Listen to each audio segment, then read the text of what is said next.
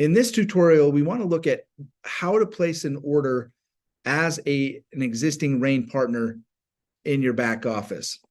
First of all, what you need to do is log in. So I'm going to click on here. You're going to need your ID number or your username and your password.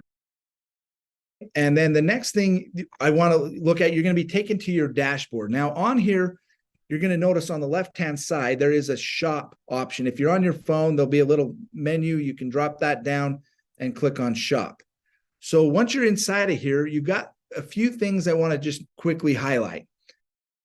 If you want to send the product to another country, so let's say you have a friend or a family member living in another country, you can easily change your country and see the products that are available in that particular country. Notice that the currency will change, and you can drop ship and send product to other countries simply by logging in here. You don't necessarily need to get a hold of customer service to do that. But let's suppose today that I want to just place an order in my home country of the United States. You can come in here and you'll see the products that are available. You can simply pick the one that you want and go to your cart.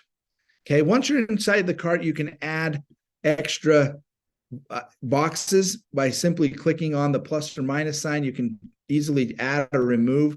Let's suppose today that I want to add 2 Vive. So I'm just going to go ahead and proceed to the checkout. Okay, here I've got a few options for shipping. I can ship to an address that I used previously, or if I want to enter a new one, I can do that as well. I can type in, let's say I'll just type in the office address here, Business Park Drive in Orem, Utah. Let's see, we'll go drop down menu here, Utah, and the zip code. Okay, just type in the information that I need. We'll type in an email address and a phone number. Okay, don't call this because this isn't my real number, people. Okay, and we'll ship to that address. Okay.